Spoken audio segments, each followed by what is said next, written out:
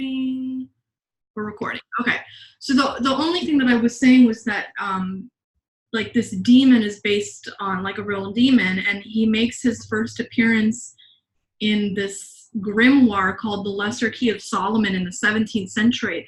But in real history, like the demon that in real life apparently is not such a bad guy. Like he delivers like science and knowledge of the earth. Like he almost sounds like a Wiccan. He dispels with doubts and despair. So he doesn't sound like such a bad dude in like actual history. But yeah.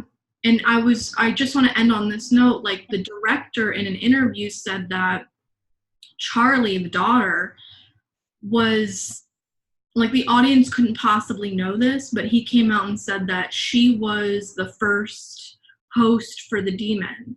So she was born, and he said that there's Easter eggs if you go back and watch the movie, like the lamppost that decapitates her has the symbol of Paimon on it that they show at the end of the movie. Oh, wow. And so she's like the temporary host because he has to have a male body to inhabit. That's why it ultimately goes to Peter, the older brother. But the reason why she's so off is not because she's just eccentric and whatever. It's because she's been inhabited apparently since she was born, like as a vessel. Okay, that makes sense. I mean, that's thought of it like that. Yeah. I mean, what that's coming from the director. That's not my shit. What? We're learning from you. Yeah. I'm learning from the internet. Get down. Get down. Sorry, Cindel's trying to ruin my life. Okay, so from decapitating young children. Oh, can I ask you guys' opinion? One more thing on Hereditary. I swear to God, this will be last. So you know how the mom is an artist and she makes like those miniature dioramas, like those dolls? Yeah. Okay. Can we talk about how effing creepy that was and how like everything that was in the dioramas literally looked like the family? Yeah. Yeah, I thought that was interesting. Yeah. Literally, and I mean, it that like took my breath away. Like that was one of the, like that was to me more unsettling than like watching Charlie get decapitated or like the dad burning himself alive. Like the way like the camera would like pan and like zoom in and away from like her work. I don't know, that shit got me. It got me. Yeah, well, it even set the tone of like how unsettling the movie would be with like that first distinguishing shot where like it zooms in. You think it's like, okay, am I looking at a model of the actual house of the actor, or is it like you can't tell? Like, yeah, that really got me. So would you give it 5 Infinite Shauns and Marissas out of 5, or like where does it land on your like recommendation? 1 to 5. What would you say? So I wouldn't give it a 5. It was a great film, but I feel like there's so many other films that I would give, you know, in that top. That takes a very nearly and dearly number in my heart to give that number. Okay, so to give context, can you name something that would be 5 Marissas out of Marissas? So as far as like horror movies? Yeah, like within the genre.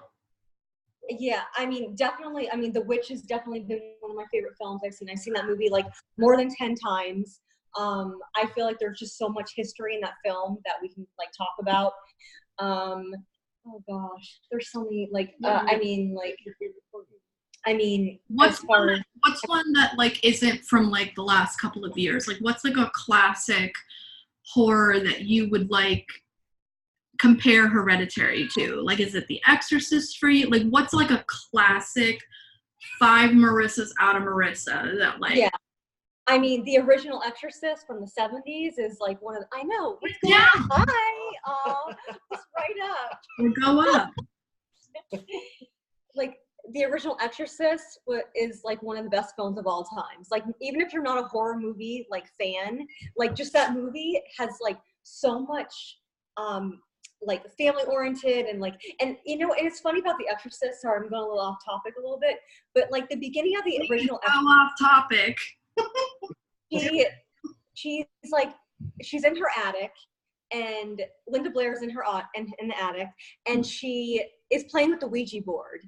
But when she was playing with the Ouija board, it's like a minute, not even in, and that's it. They never speak of anything regarding the Ouija board besides that one little scene. So I want to know why it was never talked about. What really happened to give her that possession? Okay, can I say two things about that? So thank you for reminding me about that scene, because I completely forgot that scene was part of that movie. I forgot that too. Completely forgot. Is that like in the theatrical version or like in some director's cut? That's in the...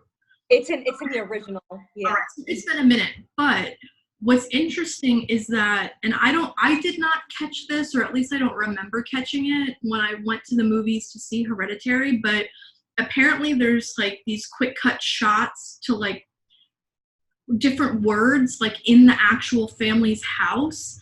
Did you catch any of those? Like there was one I had. Oh yeah, I think I remember a few like etched in the wall. Yeah. Okay. So like there's an Easter egg breakdown, and they talk.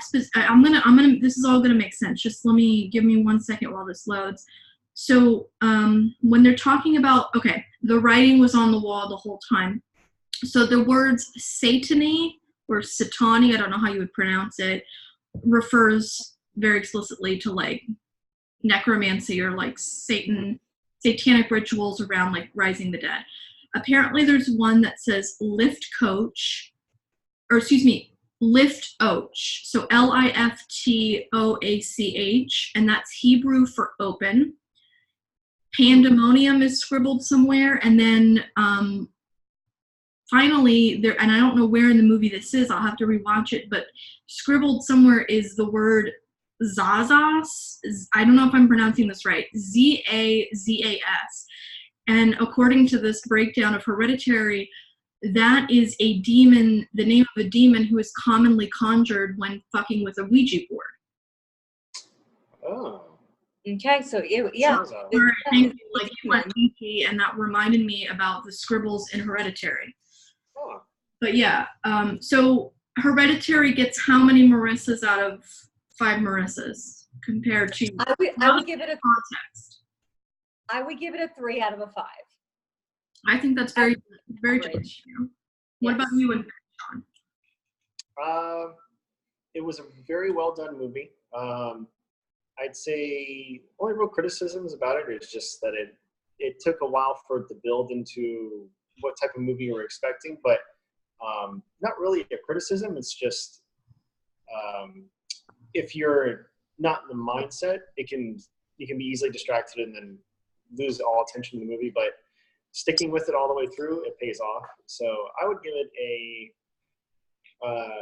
3.5 infinite. 3.5 infinites out of 5 possible infinites. All right. Okay. So you guys are somewhat on the same page. I'm going to give it 4 Mels out of 5 possible Mels.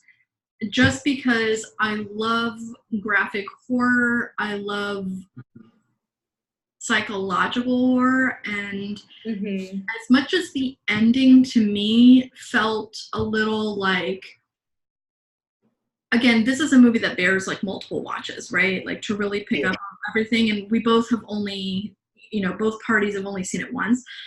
Yeah. When I left the theater, I was kind of just like, I liked it a lot, but because it had been sold so hard as like the new Exorcist, I left kind of feeling like we were going one direction for like the first 90% of the movie, and then we did like this hard right, and I just felt like they were shoving Rosemary's Baby down my throat, and yeah, okay, so it didn't seem as natural. But I mean, Toni Collette's performance alone is reason enough for me to make that movie. But I mean, it'll be interesting if we do this again to like talk about it if we've seen it a second time and like. But now that we've done that, I think now is the perfect time to talk about one of the most not as maybe much as Bambi, but one of the most beloved Disney characters of all time, a little gentleman by the name of Dumbo. And specifically Tim Burton's 20, did it come out this year? Was it 2019? Okay, so y'all, like, I tried to get my Dumbo down, but he's too high up, I couldn't reach him. So is that the new one that just came out? Yeah, so the film came out March 29th, and the only reason why I know the exact date is because it came out on my birthday. That was the new version, and just released on DVD, on Blu-ray on Tuesday. So it took about 3 months for it to come out. But yeah. Marissa, I'm gonna let you steer the Dumbo ship, and then I'll jump in after, because I know. Okay, like, just first of all, like, he's just like one of the best characters of all time. Yeah. And 70 years of like an animated film and like trying to remake a film. Tell me all of the merch. I want to see all of the merch. It's oh, there's more too. We have the sippy cup, we have the coffee mug. Oh, I wish I could have mine. I have the original, like, from when I was a baby, my plushie, but he's like way up high, I can't get to him. Yeah, and they have different fabric on the original Dumbo. The 80s ones are like filled with like beanbag material. Yeah. Oh, yeah. Mm-hmm, yeah. So yeah, as far as like the new version of Dumbo, I feel like when I first watched it, even the first like 10 minutes of the film, I'm like, I feel like I'm watching Big Fish. Like the setup of the film, like the character, kind of like how the dialogue was going, but it was also gave you that heartfelt feeling of like you're, you know, Colin Farrell's character, like, because he only has one arm, and you're like wondering, okay, he was in the army, like in the military, and, you know, coming back from war, you know, meeting up with his children again. So just going into the like aspect of the film of the new version, it just gave it like a little bit more of a twist of like where are they going with this? Yeah, because the original Dumbo is only like, was it 80 minutes tops? Yeah, it's a very short film. Even shorter than that. Let me find out. Continue. Let me Google it. Okay. Oh, yeah. Go ahead. Keep talking. Yeah. Also, Spindle may jump down at any moment. Do not be alarmed. That's all right. Jump scares, right? But right yeah, on. like from the beginning, like. Yeah, it's just interesting because that movie is like so short, and it's mainly just from Dumbo's perspective and little Timothy, and so there's no human element. Are you talking about element. the original? Yeah, the original. The original, yeah. And so it's like, couldn't turn it into a 2-hour feature live action movie. Like, we could understand why they added all the human characters to it, but they didn't feel like annoying in any way. For Colin Farrell's character. I feel like he's a debate a brewing. Well, there are a few characters that felt like the acting was a little subpar, particularly the kids. But you know, it's always hard to be on some kid actors. But it's just the way that the lines that they wrote for them. But like Colin Farrell's character was fun. Yeah, and then Danny DeVito. Danny DeVito was a fun character. Yeah, and I just like that they had like a villain in the new version of it. Yeah. And it kind of like gave people like a different perspective of like from the original, like, you know, it kind of gave me that animal rights feel of the film, but a lot of people won't be able to see that certain things of the film, like as far as like the scene where like, you know, Dumbo's being taken away from like, you know, Mrs. Jumbo, and, you know, same thing that goes on in the dairy industry. And then also the scene where, he's like in the bathtub, where in the original he's just like getting a bath, like, you know, basic, and then where the new version is like he's thinking about his mom, like the whole movie, like midway of the movie, like he's missing his mom, like that's a part of his life. So I think it was like that balance together, and then just also, I mean, going back to the villain part of it, like he's this bad guy, and, you know, has this theme park, and he's like captivating all these like wildlife animals, and then that's why at the end of the movie, like, they're all free. So it gives them like this like new joy of like, this is what, you know, wildlife animals should be living like. Yeah. You know?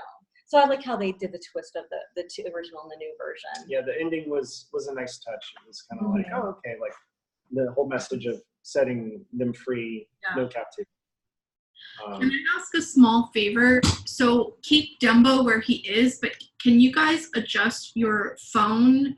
Oh, okay. So that I can see the tops of your, they're beautiful. A little, you can go lower than that because I want to see Dumbo. You like a little bit lower. Perfect. Okay. Now we can Uh-huh. just get a whole Dumbo and like not all of you. So this is perfect. Yes. I have some opposing viewpoints I'd like to share. Yeah, Yes. go ahead. Yeah. So for that, I made myself a martini because it's gonna get real. Hang on. Sorry, Cyndall knocked down all of my shit when she jumped up. Speaking of circus acts, it's a GD nightmare. Because she there's a little ledge up here, like a little separator between my office and my bedroom. It's not like a actual room because it's a loft. Just like badings and then badoops, and then when she's ready to come down, she just like my Go down. laptop, and you know. She wants to be in the video too. Yeah, she wants to be a part of your channel. Well, she was earlier when she was, I don't know if you saw her earlier, she was laying politely in that chair. And then and it just came across the table. Also, yesterday was Cyndall's birthday, her 8th birthday. I know. Happy birthday. Aunt Marissa, come on, say happy birthday. Hello. How old is she, Melissa? 8. 8 in like a couple months. I don't know her exact birthday because I got her from, she was like left at my vet in Orlando, but she was only like 2 or 3 months. So she's essentially 8. Her birthday is the day that I brought her home, which was yesterday, 8 years ago. Anyways, so Dumbo. Let me just take a step back here because I think if we're going to talk about this, we have to talk about Tim Burton. And please tell me, because you guys are 3 hours ahead, when you're ready to shut this show down, okay? You guys got to check in because it's what? It's 11 for you? It's 11 here. Yeah, 10:54. Yeah, to be exact. Okay, so when you're ready to shut it down, we'll shut it down. I think it's important to talk about Tim Burton, and you mentioned like the opening of it made you feel like Big Fish feels, okay? And to me, Big Fish was the last movie that Tim Burton made that I enjoyed. I did not, well, I can't, I think he made Charlie and the Chocolate Factory before that, and I hated that remake. I hated it. I hated Johnny Depp cast as Wonka. I just did not like it. Didn't like it. Or Alice in Wonderland. So yeah, I did not, I thought it was just too, let me say this very briefly. I feel like with the exception of Big Fish, everything he's put out in maybe the past 15 years he's fallen into the same trap I think that George Lucas did for, with the prequels where like everything is CGI and there's very little like tangible sets, like it's too much, it's too computer, it's too CGI. Here she comes.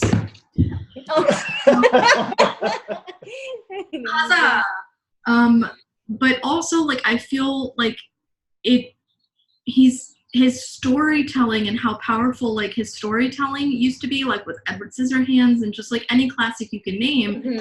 Batman's like for me personally it's become like hyper visually stimulating, and like the narratives have not been landing for me. And that was my experience with Dumbo. Like as soon as that train rolls in that opening shot, it's a CGI train. Like we couldn't film a real train. Like I understand and appreciate so much that he did not use real animals. I love that because that was my big concern. And I think the animation of the animals was amazing. But I really kind of checked out of the movie as soon as I realized that it was being told from the kids' perspective and not Dumbo's. Because the original Dumbo, which by the way was 64 minutes when it came out in 1941, and this one was just under 2 hours, like the whole reason why people are invested in Dumbo or Bambi is because it's told from their perspective, like those little perspectives. And then Dumbo, the remake, was filmed from these two kids' perspectives. I'm not the hugest Colin Farrell fan. I think he's a brilliant actor. I think he's gets cast in things that he shouldn't have. I thought, have you seen Saving Mr. Banks? No. Oh wait. That was the Tom Hanks movie, right? No, no, we didn't see it. You have to see it. I think it's on Netflix. Yeah, it's about the making of Mary Poppins. I have to watch it again. It was a while ago. Colin Farrell is also in that, and he's amazing. But I felt like I did not like you did. I did not enjoy Colin Farrell's character. I just didn't like the human element of this movie. I felt like I wasn't getting Dumbo. I wasn't getting, like, Timothy was basically like an afterthought in this remake. Mm-hmm. Yeah, that was one criticism from me. It was just like, oh yeah, here's a CGI mouse and Timothy outfit. And it was kind of like, you can at least have building a little friendship with Dumbo, even if they're not speaking to each other. Like, yeah, it just felt like it was completely lacking that part of it. And I understand they didn't have, they couldn't do the crows, obviously, because of, like, racism and all that. Yeah, that would have been a little awkward. But they did have the moment where Jumbo's in the cage and Dumbo goes up to the cage and they reach up and they sing Baby of Mine, but I felt like it didn't have as much weight because it was such a short scene, and that's like the most emotionally impactful scene of the original Dumbo is when he goes up to the cage and she's rocking him and they're crying and you just hear the entire 30-minute or 30-second, 60-second song, and this just felt like very, oh, here's that, but then also onto the next thing. I don't know it, and I did like that Michael Keaton was in it. He played an excellent villain because when does he not? But and there was definitely a play on Disney itself because Michael Keaton was like Walt Disney in a way, but a creepier version. But the theme park thing, I thought that was good. I just felt like it was not. It was just focused too much on humans. And Dumbo's POV was just lost. I really love the animal rights message. I mean, don't get me wrong. They went hard on that. I loved that. But it just felt like it was all about these. I just wasn't invested in any of the human characters. And then on top of that, it wasn't supposed to be about them to begin with. I don't know. Yeah, it's true. Maybe not a popular opinion, but that's why I made myself marquee. No, it's okay. I honestly, I know Colin Farrell is a wacko, but I love him. I really, if he plays a photo booth, or a phone booth, he doesn't always play the best roles, but I loved him in Dumbo, and I think that he played a great character in that, in his accent. So, But it's just. I think a lot of it, the issues with this movie came from the screenwriter, and I know he was a producer on it, but I remember it's Aaron Kruger, and he did a remake of a Japanese horror movie, Dark Water, and I like the original. Okay, I've only seen the remake with Jennifer Connelly, but I'm with you now. Okay. Yeah, and which if you haven't seen the remake, or if you haven't seen the original, you see the remake and you're like, oh, okay, that was an okay movie, but the original is so much better. And he writes really kind of just blah, filler. He writes a lot of filler kind of stuff like that. So that's why I feel like all the things that still resonate with the live action Dumbo movie from the original are still there and prominent. But a lot of the human stuff that was added is kind of just filler kind of. Right. Yeah. And to your earlier point, John, obviously we had to fill time, right? Nobody's gonna go see an hour movie at this point. We had to have a bigger narrative. The narrative didn't land for me personally. Okay. The animal rights part of it did, yes. The play on the theme park subversion and but I felt like Dumbo himself just got lost in the movie. I I don't know. Yeah. I didn't give No, it's interesting. I haven't heard anybody like say that because I was reading other reviews on like what people were saying about Dumbo, and they said they didn't like how the villain and like how the theme park. There were just so many like different like misconceptions of like what people wanted the film to be like, but also like why would you want the original to be like the remake? Like they had to change it into like a unionized form. yeah. But I guess I can see your point of why Dumbo wasn't really.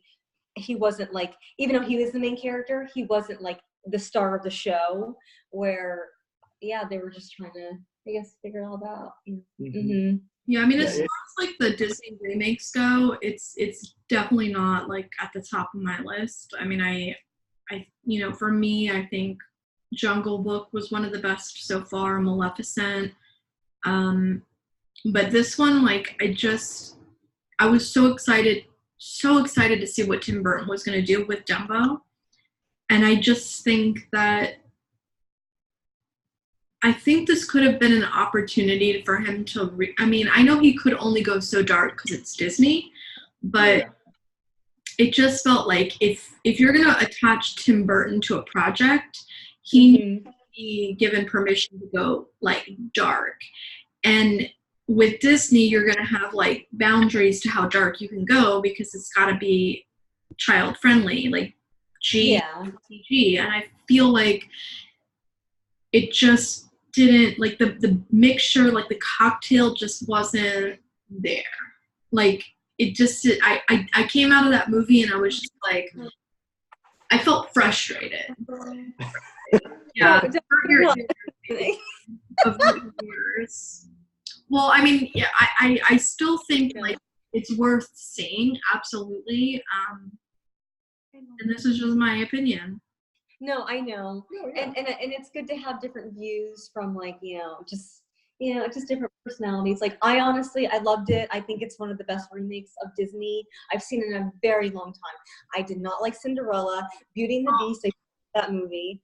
So I'm on the same page. They both get thumbs downs for me. Yeah. And you go in with an open mind. And why did they in Cinderella? Like, why did they even change her costume? Like butterflies on it. Like that wasn't even an animated version. That movie, with the exception of Kate Blanchett playing the evil stepmother, was by far and away, I think, the worst live action that they've done. I mean, I hated Cinderella. I just, and it felt very like rushed. I didn't like that at all. Beauty and the Beast, I didn't hate. I just felt like they could have done more with Belle. Like they could have done more with her. And, I don't know. There's been some hits and some misses. Maleficent, for me, I'm so excited for the sequel because to me, and I think that was like one of the first remakes that came out, was like, it took my breath away when with the twist at the end where they subvert the whole original narrative. Like my breath was literally taken away. I thought that was fantastic.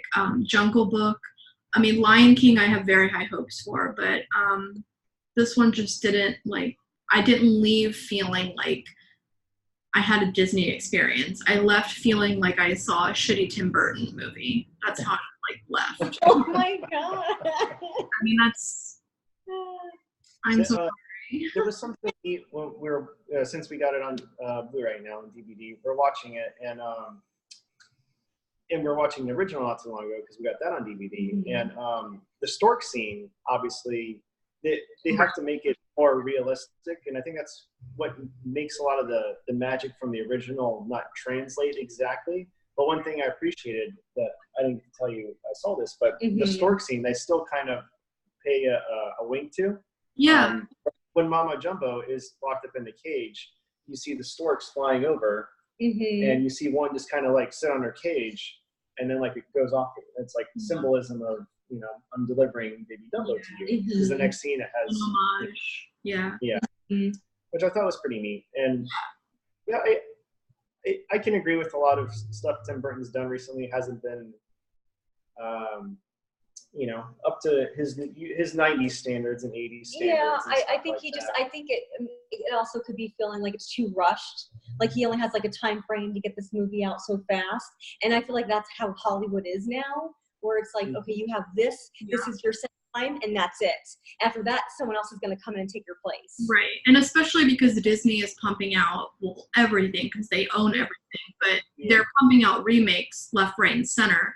But what was interesting, I was reading this article, it's I can send you the link, it's on theverge.com, but it was basically like a criticism of the remake, but they were talking about how the movie was released the same week that Disney acquired Fox, and how like the movie, even though it was produced before that acquisition came to fruition, when it did get released, the narrative of the movie, and like what is his name, Vanderveer, Michael Keaton's character, like the evil Disney guy, like that part of like the evil theme park owner kind of was like mirroring what Disney was doing in real life, which was just like gobble, gobble, gobble. Like, we now own Marvel. That's not good enough. We own Star Wars. That's not good enough. Now we own like they're a monopoly, and just very interesting. Like they break down like the timing of like the releases of all the remakes, and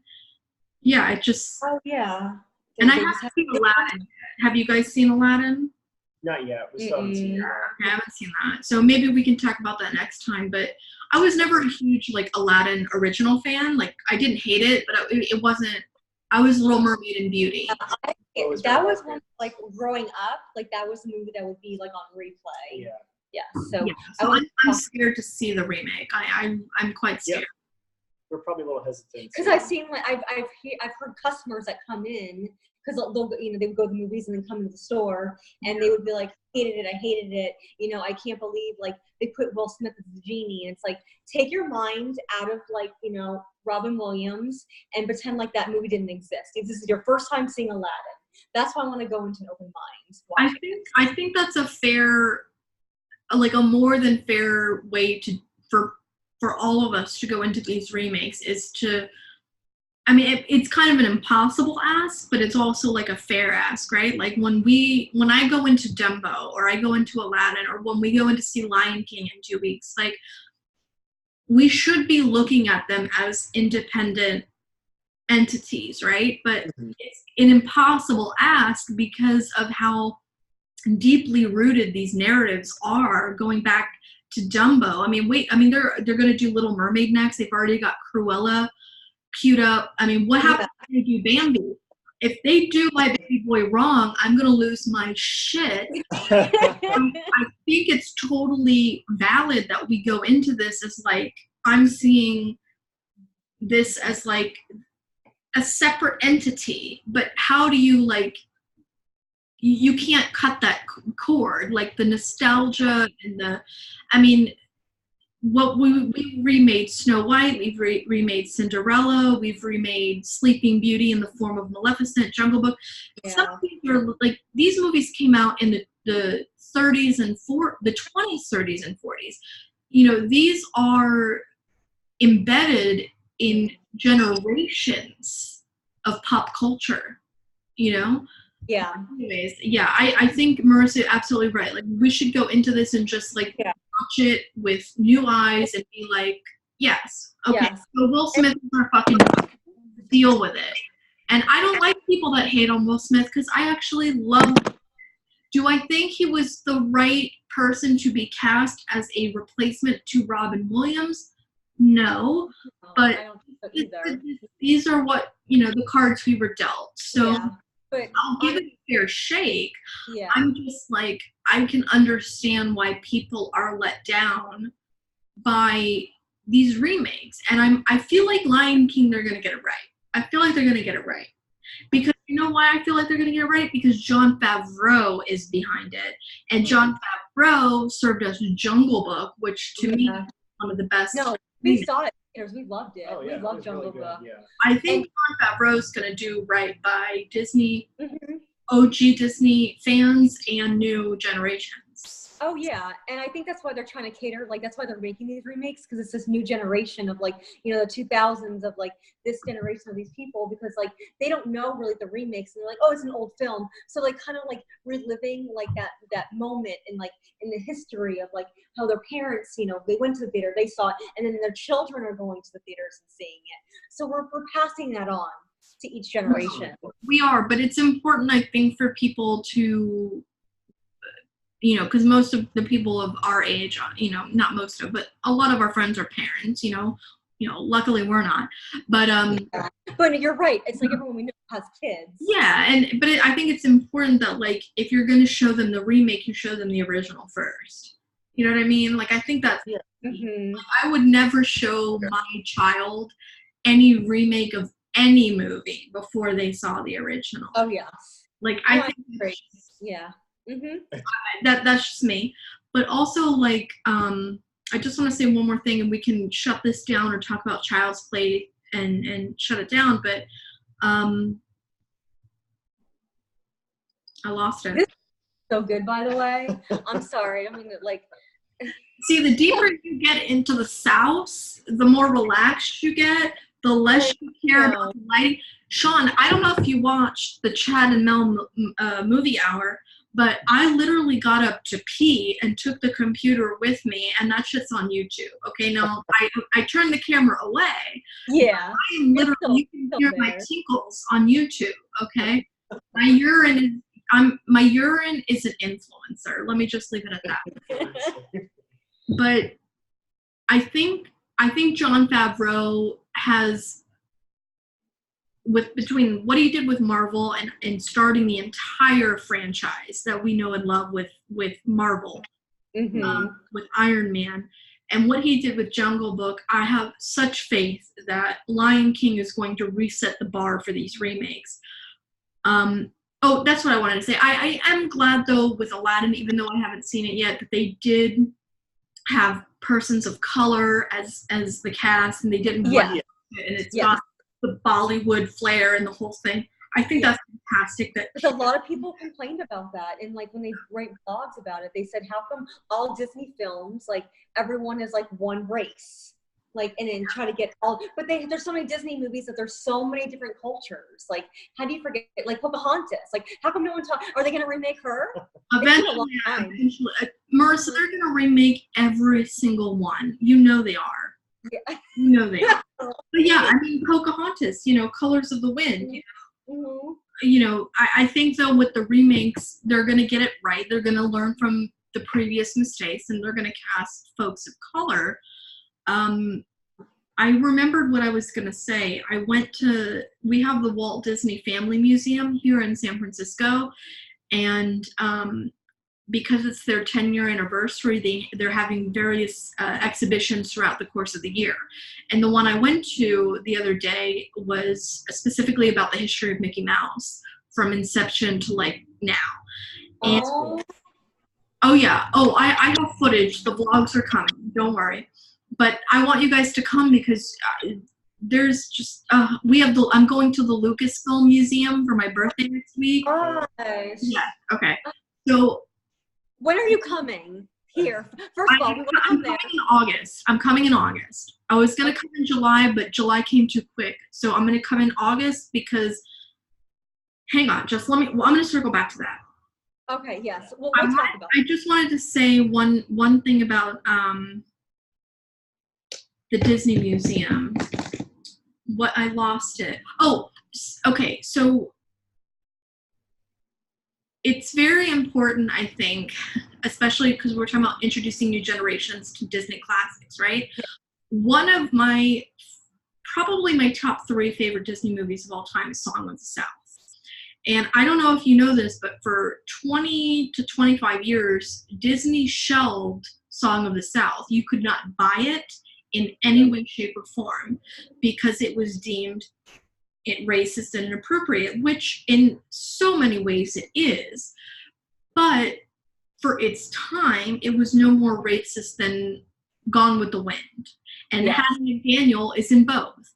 And it's, you know, we would not have Splash Mountain without Song of the South. That's where Splash Mountain came from.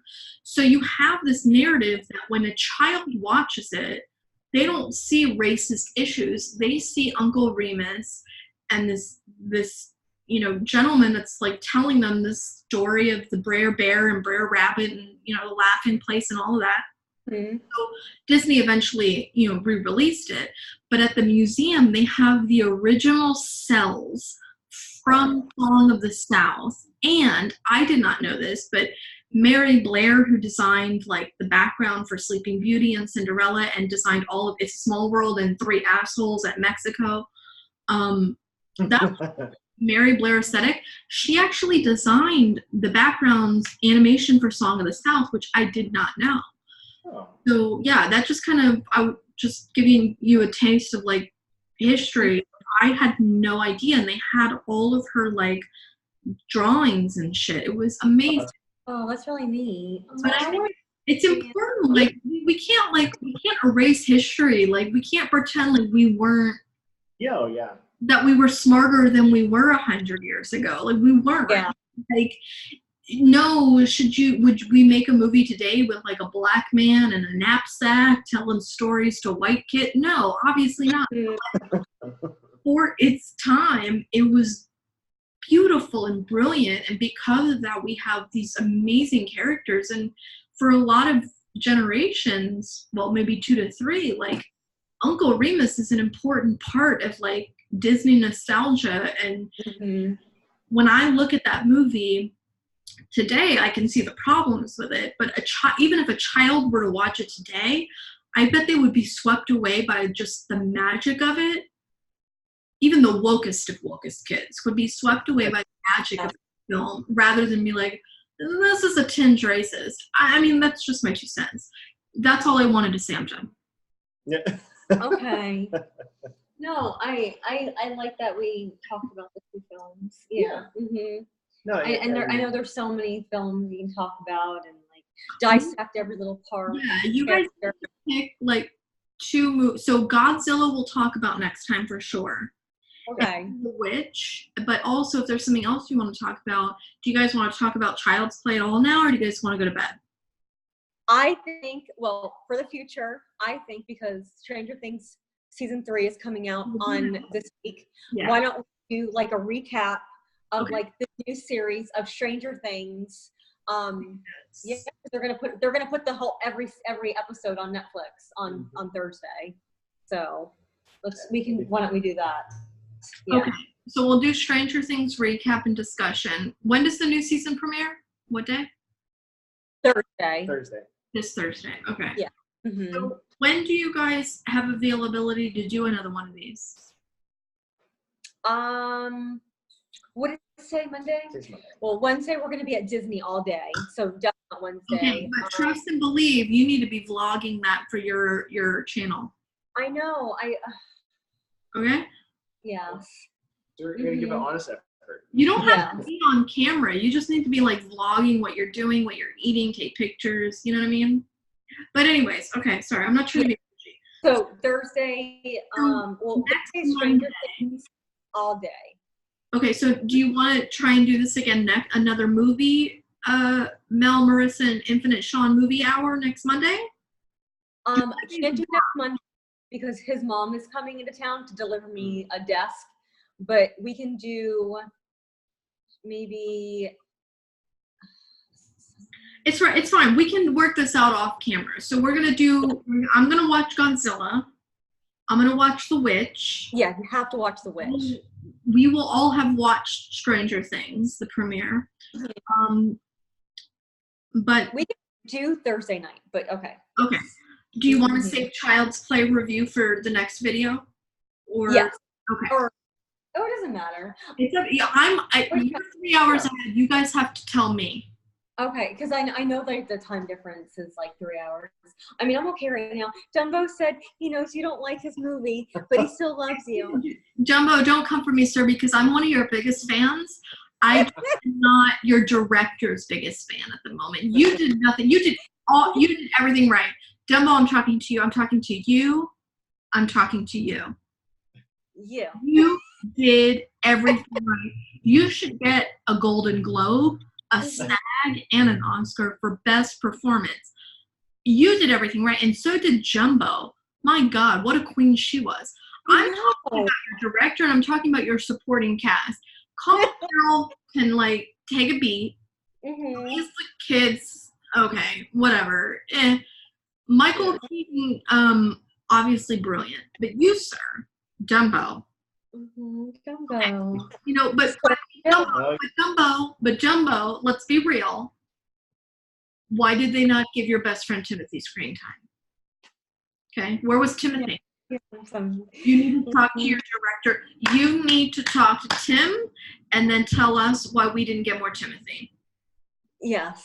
Okay? All right? But when you have those answers for me, Dumbo, we will revisit this conversation. Fair enough? Okay. Look at those tiny feet. Okay. I know. While we're here at the table, sorry, I just wanted to show you. Show me all the things. You got the sticker? Oh, yeah. I just recently learned about the Orange Bird history. I had no idea that shit went. We should do a whole vlog just on Orange Bird. I know it's a whole nother topic. That's like a Florida moment. Like, he needs his own ride. You think by now they would have. He kind of does. And I'll send you, offline, I'll send you a link to this blogger who did a whole thing on the history of the Orange Bird in Disney World and the Tiki Room. And there's like all of these pictures of the Orange Bird from like the 1970s where he was actually a character that walked around. Oh, wow. Yeah. So it's like Mickey Mouse walking around the park. It's insane. I had no idea how deep that went. But yeah, so I think if you have a couple more minutes, we should recap Child's Play and then go to bed. And then we should, now that we know what the flow is, we can do our vegan. Yes. Now we know kind of how this feels, and you know, you can come up with some notes. I have some notes. Yeah, I think that's very helpful, like having like the notes on hand. This is like our first time really doing. Yeah, this is a rough draft. But yeah, so watching the trailer of Child's Play, you're like, okay, it didn't look like a horror movie, first of all. It didn't look like the original. And then you're like, Mark Hamill is playing Chucky. Like, what? No, like, wait a second. I did not know that. Mark Hamill voiced Chucky? Yeah. So you know? Yeah, he even sang the song, the Buddy song. That was him.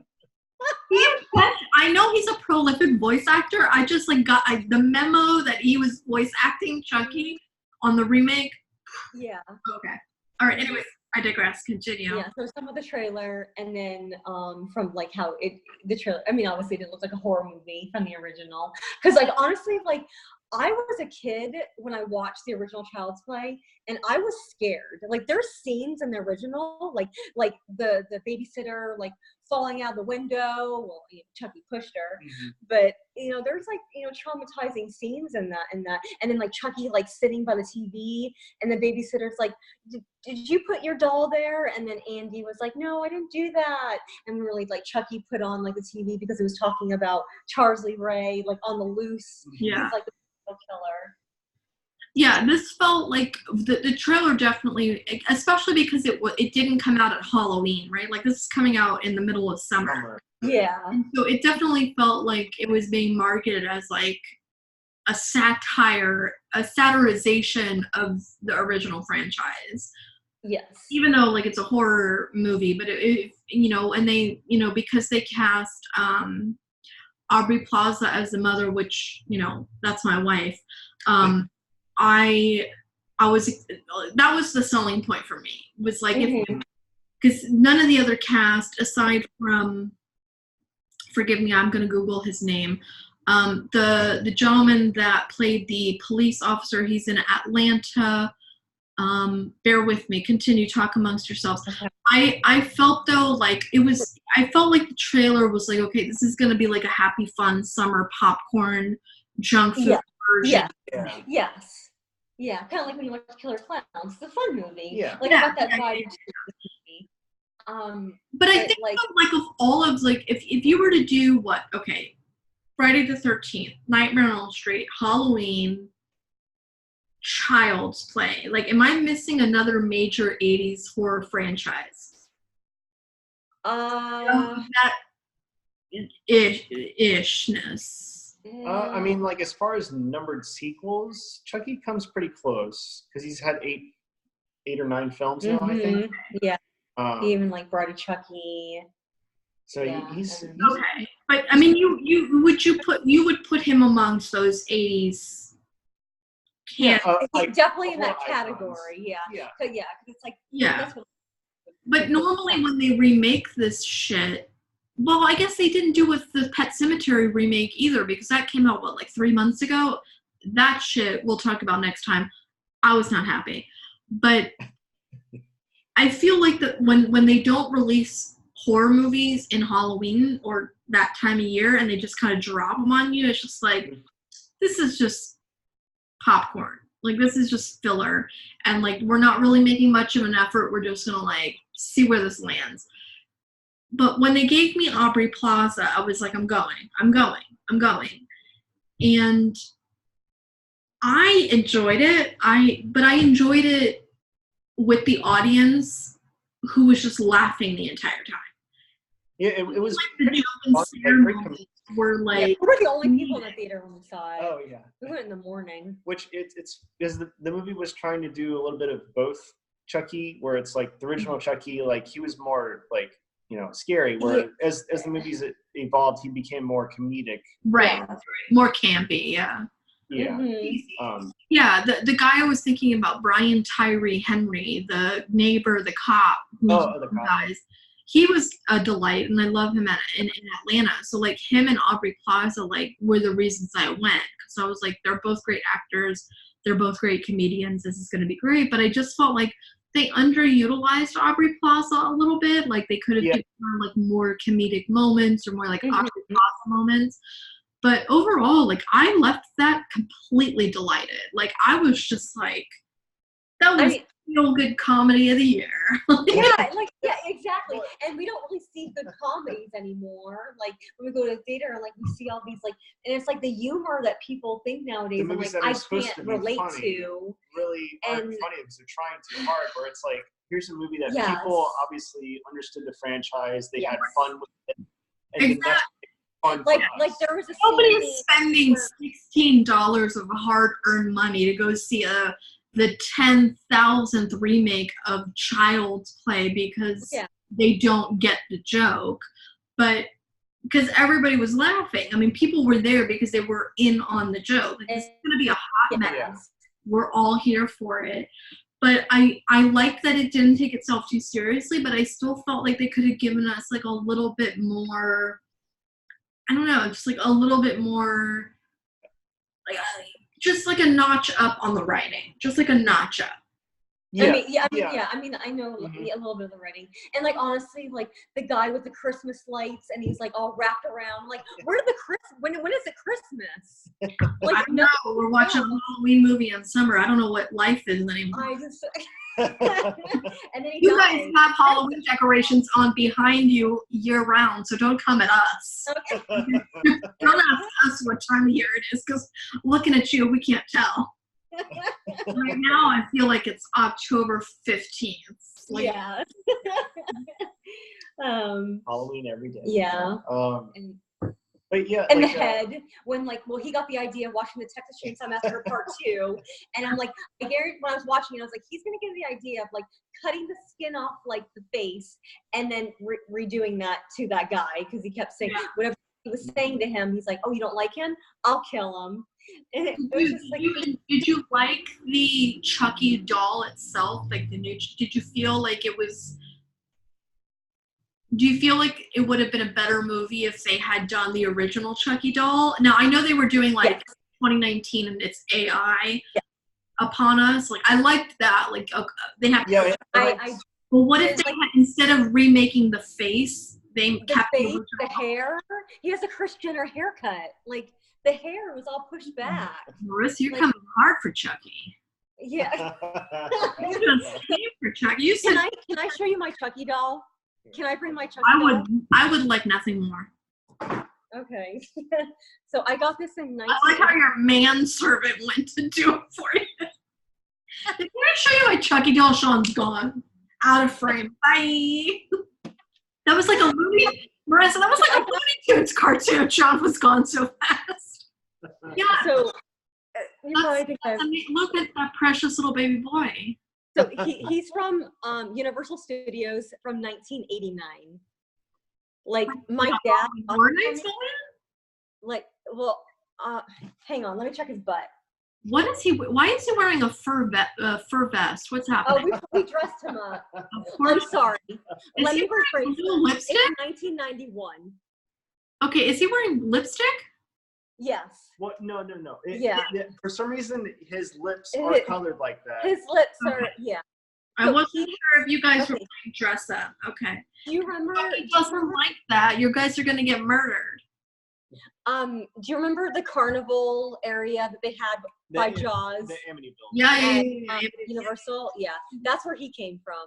The carnival. I bet have you been on eBay to see how much he's worth? No. I'm not suggesting you sell, but it's always nice to know how much your toys are worth. I know. Yeah, we gave him a bath a couple of months ago, and we washed his hair. Naturally, obviously. Excuse me, we're on camera. Let's keep it down to a silent roar. Yeah, get in there. I see the freckles. Yeah, I mean, if you didn't bathe him on a regular basis, I would call HRS immediately. I know. Child services would be at your door. I just think, like, if they had done what they did with, like, the new AI narrative, but kept the original doll, it would have been awesome. Yeah, like more awesome. His design was a little uninspired, I suppose, but I really appreciate that for most of the movie, he was actually a physical doll, an animatronic puppet. Yeah. I was worried that, like, oh god, he's gonna be CG the whole time. Yeah. It's gonna be something like the actors are pretending to play with the whole time. Because in the original, it was actually like Andy, the Alex Vincent, and his real sister who did the scenes of them running in the movie. That was actually them running. It looked like Chucky was running. Like, it was a real puppet, like real puppeteer. Yeah. I agree with you, Sean. Like, it was a delight to see that it was, like, walking around and not, if we may harken back to an earlier criticism, a fully CGI Dumbo. Like, I liked that. There was some realism to that part of the narrative. I enjoyed it. It's especially good to go to see stuff like that with an audience that's in on the joke. You know what I mean? Like, we're not taking that shit seriously, and everybody's just like, ha ha ha ha. Everybody can see every like 10 steps ahead. It was funny. I was in the theater. Like the boy and the girlfriend of the son, the main character. At the end, where they're in the store and everything comes alive, like, there's a moment where like that girl, like that friend, like, stabs, I forget who she stabs, but, like, somebody behind me, like, she, like, maneuvers something, and, like, somebody behind me in the audience was like, Arya, like, and they were, like, calling out the fact that she was doing, like, the same maneuver that, like, Arya did in Game of Thrones with the knife. Okay. It came out with, like, some fancy shit. But, I mean, it's just, like, stuff like that makes going to that type of movie, like, the reason why you're going to go see that type of movie. Like, I'm not coming out of that, like, expecting to be, like, thinking thoughts, like Hereditary. You're coming out of that expecting. It's for an hour and a half. That's all you need. Sometimes you just need, like, a good, cozy, like, warm blanket kind of feeling kind of movie. And it gave me that. It gave me that vibe. And then also... It's junk food. Yeah, it is junk food. And then I noticed in Andy's room, he had a poster of Poltergeist 3, not the first one, the third one. Okay. And Killer Clowns. I saw Killer Clowns. I didn't see the Poltergeist. Yeah, so it was the third one, which the third Poltergeist that's another great film. So if that's my 5 out of 5, Poltergeist is on that list. Wait, but Poltergeist 3 or Poltergeist? But actually both of them, because I love the third one, and I respect really that the I'm director gonna take you to task on that, because I would argue that Poltergeist 2 is the best for one reason and one reason only. You get Kane. Kane is one of the creepiest motherfuckers to ever walk across the silver screen. That's why we like. Well, he's introduced in the second one, but in the third one, he's still the antagonist. Yes. It's the third one is my favorite Yeah, Poltergeist. the third one's so cleverly drawn. Like you're giving me so much to do. I'm gonna have to rewatch it now because I haven't seen Poltergeist 3. I mean, in a long time. It's like it's still legitimate. Like how do you? Yeah, it's one of the best ones. Yeah, like how do you go from the first one? Poltergeist remake that came out like 2 years ago? Because I haven't. Yeah. Oh no, that was bad. Is it a horror? Okay. Yeah. The facial expressions that you both made are, if I'm gonna recreate them in like a lot of minutes, that's how I felt about the Pet Sematary remake. That shit. About what? The Pet Sematary remake. Oh, Pet Sematary. Wipe it off the face of the planet. The only thing that thing did right was so you know how like Pax Cow is like my, oh god, somebody went away. Wait, hang on. Okay, there you are. This is my battery's dying. Don't touch anything. I was at work all day. We all were. We all took silence. I'm sorry. Oh yeah, we were at work all day.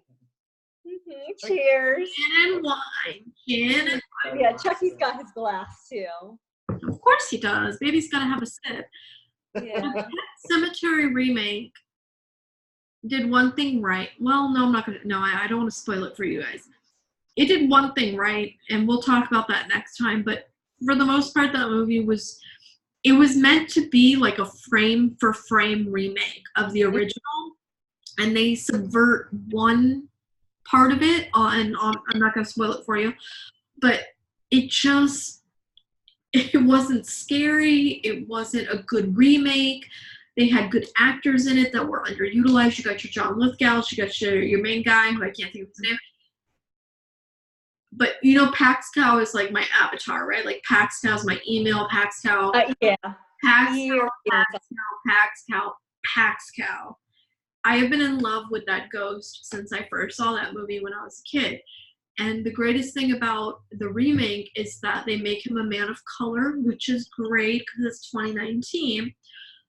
But they underutilize Pax Cow as a character, and he's kind of the catalyst for everything that happens in that movie. Yeah. And the guardian angel of the daughter. And it's just there's just so many things. Wow. Oh, I digress. I mean, they do give you a church. They give you a new church, and this church is sassier than the first church, which I was all about. But other than that, the rest of it was just why? Nobody asked for it. I didn't ask for it. Did you? Did you write Stephen King and say I would like a remake of one of your best books and best books of all time? Because most of your movies. If they have to remake Salem's Lot, I'm gonna cry. Okay, because first of all, the book is nothing like the movie. If they remake that movie, I will kill myself because the movie is actually a good adaptation. Yeah, but the book is so like detailed, like Salem's Lot. That is one of the best Stephen King books ever. Salem's Lot. Yes. Like better. I finally finished it. That's a whole nother topic. Oh yeah, we're gonna have to savor that and for the next situation. Yeah. Can I just ask real quickly, what Stephen King novels have you both read? Oh gosh. I think a Stephen King vlog would be fun to do. I know it would be like a book film club moment. That's more than I could count. The Shining. Pet Sematary, Joyland. Ooh, I'm not done. Harry. I've read. What were the other ones that we have on our bookshelf? Have you read The Stand or The Dark Tower? I haven't read those yet. I've been interested in the trial. The Dark Tower is like a huge. Yes. That's like you're going to give away your life to get through those books. Oh, I know. Yeah. And you realize it took Stephen King almost to be exact, I can give you the exact dates, but it's over 4 years. It took him to write it. I don't disbelieve that for a second. Yeah, about the fact that they've made that he wrote a sequel to The Shining, and have you seen the trailer for the Dr. sequel. Sleep. Dr. Sleep, yes. And I read that looks book too, pretty neat. yes. That looks Okay, do you want to save this for next time? I was just curious really quickly. Yes. Did you enjoy the book though? Oh, I love the book. The book was incredible. Okay, Yes. so I gotta read that then. Mm-hmm. Okay. Because I'm nervous about a sequel to The Shining. That's like a big. I know. But when there's a lot of scenes in Dr. Sleep that they rephrase of like the scene of like the bar when like they recite that in the Dr. Sleep too. Mm-hmm. Okay. They go into more detail about that. All right, so I gotta read Dr. Sleep. I got a lot of homework, y'all. I know. I'm sorry. No, it's good. So actually, yeah, this is one of the books that I actually just finished. But You guys, next time we'll have. Oh, that's Joyland. Okay. That's Joyland. Yes. Is that recent or is that? Yeah, I got this at Barnes and Noble. This came out. It said it's comparable to The Green Mile and The Shawshank Redemption. Oh, so a feel-good book, a beach, Yeah. a light read. Sure, I'm yeah. not- See, here, I'll check the date. Okay, we're gonna check the date in a second. But I think that here's what we have to do for next time. We have to discuss Godzilla and the Witch, obviously. Stranger Things. Those are going to be the main three. yes. I am going to try and read Dr. Sleep. But I kind of feel like I want to reread The Shining first because I haven't read The Shining in like 50 Yes, and The Shining is an easygoing book that it won't take you that long to read. Read that one first, then Dr. Sleep, because there's a lot of things they talk about, and it's going to go back. Have you seen Room 237, the documentary? No. Mm-mm. Okay. I need you to write this down. I need you to write this down. If you go to the Amazon Primes, okay, yes. and you I don't think it's free on Prime. I think you have to sign up for a free trial because it's on the Independent Spirit channel or the Sundance Film channel. It's on one of these bullshits. But if you Google Room 237, I think it was on Hulu at one point. Yeah, I don't think it's also there. on Netflix for a hot minute. Mm-hmm. It may just be worth it to just like rent it for like $3. But it's a documentary that came out maybe 3-4 years ago about all of these film majors and just all of these like really highly educated people about the theories about The Shining. Like what is you have to watch Room 237. It's a great documentary. Okay. No, I remember seeing it, but I'll remember that. Yeah. Yes. 237. Yeah. So Stanley Kubrick. We could go on we could do a whole video on Stanley Kubrick, all his. Listen, do this. Why don't you guys make a list